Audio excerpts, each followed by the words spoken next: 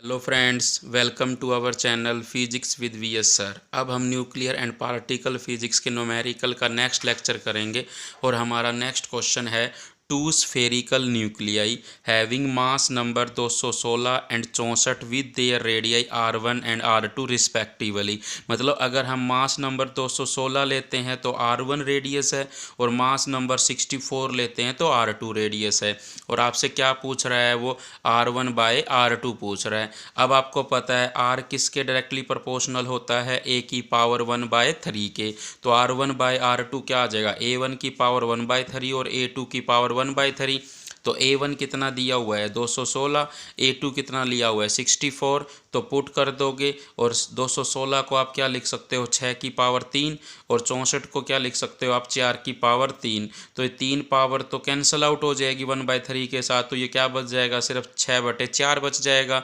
तो ये कितना आ जाएगा 3/2। तो मतलब R1/R2 कितना आ गया 3/2 आ गया।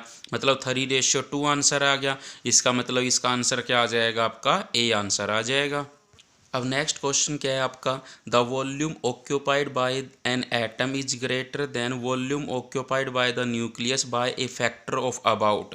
मतलब आपसे पूछ रहा है volume occupied by the atom and volume occupied by the nucleus कितना आएगा, ये पूछ रहा है आपसे। सही बात है, मतलब कितना ज़्यादा है, मतलब volume occupied by the atom, यहाँ पर कोई फैक्टर आएगा और volume occupied by the nucleus. अब ये कितना फैक्टर होगा ये निकालना है आपको। मतलब ये इस साइड ले आएंगे तो यही चीज़ तो निकालनी है आपको कि जो वॉल्यूम एटम ने घेरा हुआ है वो कितना ज़्यादा है, volume occupied by the nucleus. अब आपको पता है वॉल्यूम ऑफ एटम का कितना होता है 4/3 पाई r³ होता है और volume occupied by the nucleus क्या होगा 4/3 पाई r³। अब r जो होता है एटम के लिए तो कितना होता है, हमने पढ़ा था साइज ऑफ एटम का 10⁻⁻10 मीटर का होता है। और r फॉर न्यूक्लियस के लिए कितना लेते हैं हम 10⁻⁻15 मीटर लेते हैं। तो वॉल्यूम ऑफ एटम का कितना आ जाएगा 4/3 पाई 10⁻⁻10⁻3। और वॉल्यूम ऑफ न्यूक्लियस का क्या आ जाएगा 4/3 पाई 10⁻⁻15 आ जाएगी। अब वॉल्यूम ऑफ एटम कितना आ जाएगा 4/3 पाई, ये 10⁻⁻ का क्या आ जाएगा 30 आ जाएगा। और वॉल्यूम ऑफ न्यूक्लियस क्या आ जाएगा 4/3 पाई गुणा में 10⁻⁻का 45।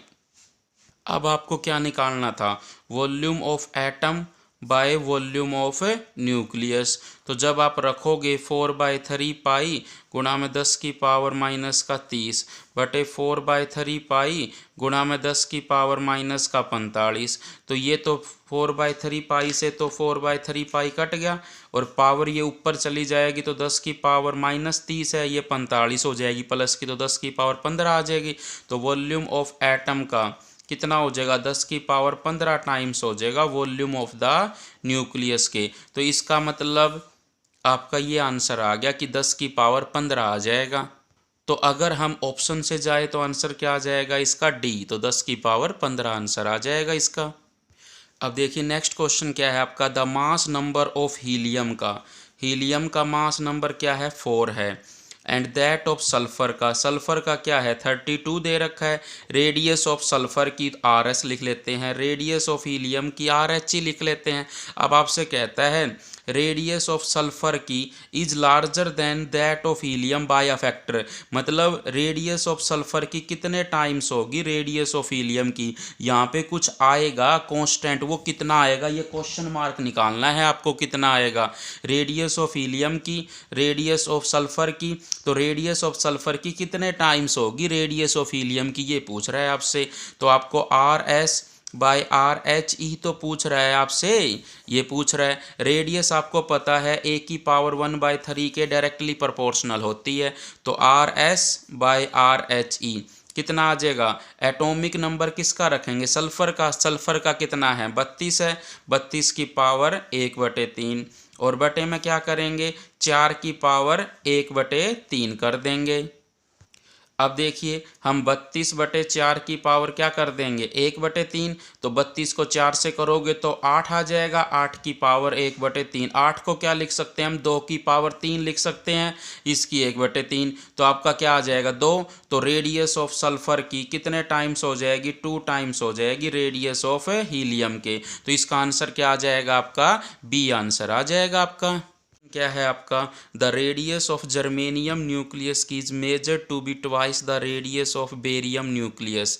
The number of nucleus in germanium, मतलब जर्मेनियम की जो रेडियस है ना, मतलब ऐसे करो ये जर्मेनियम है और ये आपका बेरियम है, और अब देखिए जर्मेनियम की जो रेडियस है ना वो 2 टाइम्स है रेडियस ऑफ बेरियम के। अब आपसे ये पूछ रहा है कि इसका ए बताओ मास नंबर, मतलब नंबर ऑफ न्यूक्लियंस का मतलब मास नंबर ही पूछ रहा है, और इसका आपको कितना दिया हुआ है 9 दिया हुआ है।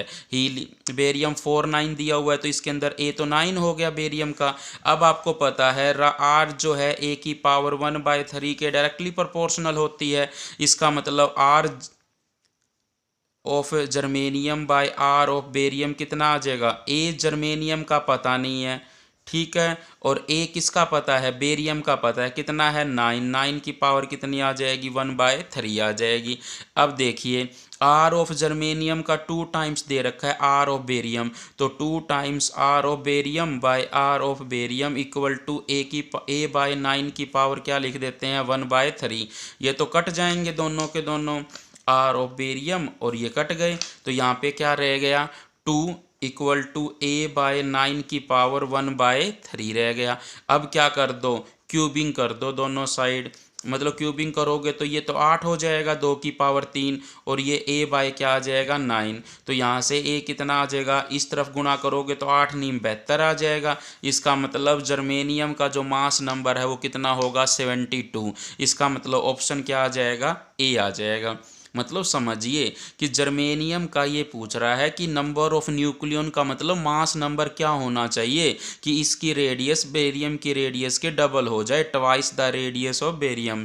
तो इसका मतलब आपको आर पता है ए की पावर 1/3 के डायरेक्टली प्रोपोर्शनल होता है।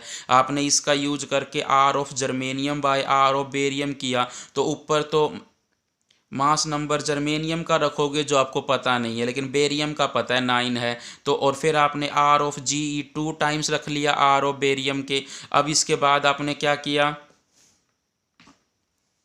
कि इसका कन कैंसिल कर करके क्यूबिंग कर दिया और इधर उधर ले जाकर ए की पावर 72 आ गई आपका। अब देखिए नेक्स्ट क्वेश्चन क्या है आपका the ratio of the radii of the nuclei aluminium and tellurium is approximately, मतलब आपको इन दोनों की रेडियस का रेशियो बताना है, मतलब radius of aluminium by radius of tellurium का बताना है। अब आपको पता है रेडियस जो होती है किसी भी न्यूक्लियस की वो मास नंबर के 1/3 के डायरेक्टली प्रोपोर्शनल होती है, ठीक है। ए क्या है मास नंबर है ना, तो आपका मास नंबर एल्यूमिनियम का कितना दिया हुआ है 27, तो 27 की पावर 1/3, और टेल्यूरियम का कितना है 125 है, तो 125 की पावर 1/3। तो इसको आप 3 की पावर 3 लिख सकते हैं, इसको हम 5 की पावर 3 लिख सकते हैं, और इस सारे की पावर 1/3, तो 3/5 की पावर क्या हो जाएगी 3, और इस सारे की पावर क्या हो जाएगी 1/3, 3 और 1/3 कट जाएगा, तो आंसर क्या आ जाएगा 3/5। तो इसका मतलब हम क्या लिख सकते हैं, तो इस चीज़ को देखिए यहाँ से देखिए 6:10 हो सकता है, क्योंकि ये हम इसको क्या लिख सकते हैं 3:5 लिख सकते हैं ना, इसको हम 3:5। तो यहाँ पे देखिए इसको 3:5 है तो इसको 6:10 भी लिख सकते हैं हम, क्योंकि 2 से गुणा करने पे कोई फ़र्क नहीं पड़ता ना, 6:10 को हम 3:5 भी लिख सकते हैं। इसका मतलब इसका आंसर क्या आ जाएगा ए आंसर आ जाएगा इसका। अब देखिए नेक्स्ट क्वेश्चन क्या है if the nuclear radius of aluminium की 3.6 फर्मी है, तो approximate nuclear radius of copper की बताइए क्या होगी। तो मतलब रेडियस ऑफ एल्यूमिनियम की कितनी दे रखी है 3.6 फर्मी का मतलब फेम्टोमीटर दे रखी है, तो अप्रोक्सीमेट न्यूक्लियर रेडियस कॉपर की पूछ रहा है, मतलब कॉपर की पूछ रहा है, तो रेडियस किसके डायरेक्टली प्रोपोर्शनल होती है मास नंबर की पावर 1/3 के। तो radius of copper by radius of aluminium की, तो मास नंबर कॉपर का रखोगे तो 64 दिया हुआ है, तो 64 की पावर 1/3, और एल्यूमिनियम का क्या दिया हुआ है 27 की पावर 1/3। तो इसको हम 4 की पावर 3 लिख सकते हैं और उसकी पावर 1/3। इसको हम 3 की पावर 3 लिख करके इसकी पावर 1/3, पावर तो कट गई, तो ये क्या बच गया 4/3 बच गया सिर्फ।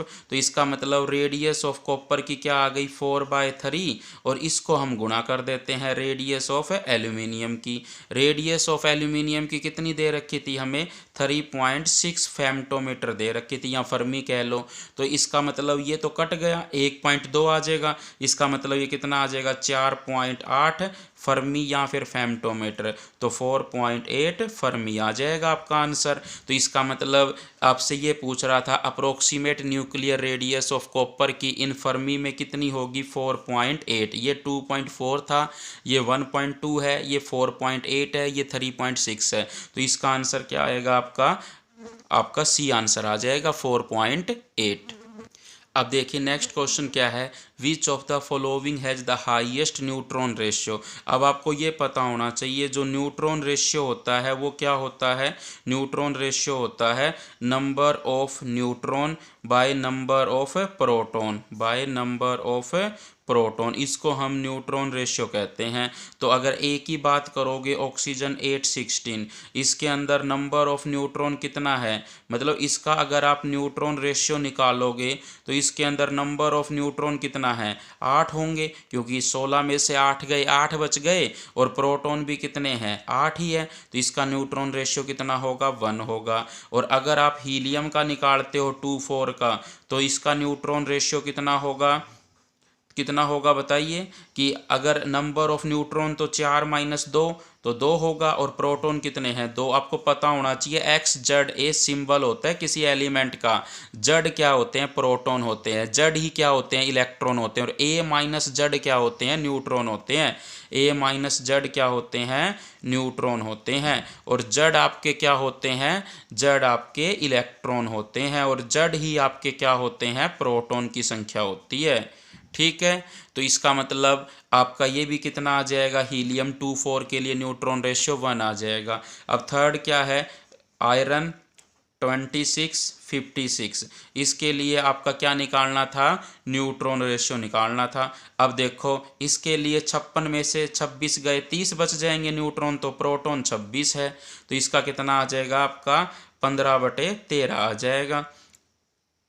अब देखिए आपको किसका निकालना है, यूरेनियम 92-235 का निकालना है। इसका आपका क्या निकालना है न्यूट्रॉन रेशियो, तो क्या आ जाएगा 235 में से 92 सब्ट्रैक्ट करिए, ये आपका आएगा 143/92 हो जाएगा।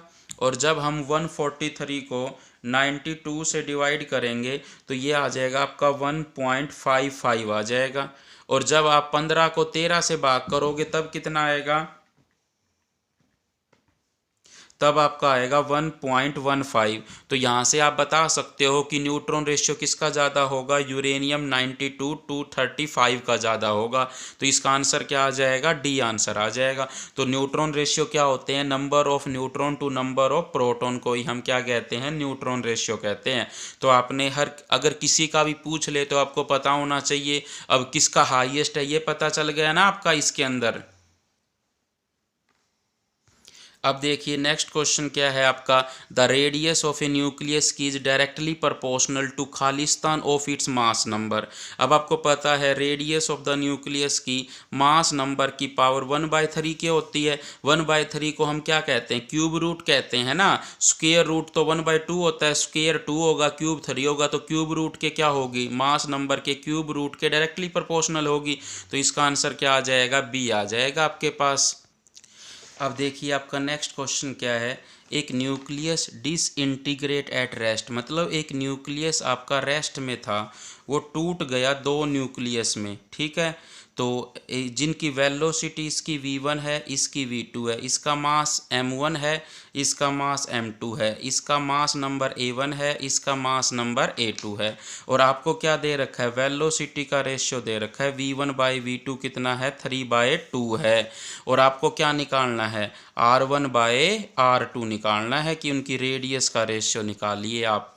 सेकंड लेक्चर था न्यूक्लियर एंड पार्टिकल फिजिक्स के न्यूमेरिकल्स का, उसमें हमने पढ़ा था कि जो m2/m1 आएगा वो क्या आता है, v1/v2 आता है। आप उसको देख लीजिएगा, उसी के ऊपर है ये पूरा का पूरा। तो m2/m1 क्या आ जाएगा, v1/v2। और v1/v2 क्या दे रखा है, 3/2 दे रखा है। और m2/m1 किसके बराबर आ गया था, a2/a1 के बराबर आ गया था। तो इसका मतलब a2/a1 के बराबर आ गया, तो इसका मतलब आप क्या कह सकते हो कि a2/a1 किसके बराबर आ जाएगा, 3/2 के बराबर आ जाएगा।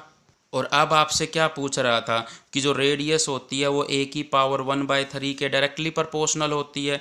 तो r1/r2 किसके बराबर आ जाएगा, a1/a2। इस सारे की पावर कितनी हो जाएगी, 1/3। और a1/a2 देखो, आपको a2/a1 3/2 है, तो a1/a2 कितना आ जाएगा, 2/3 आ जाएगा।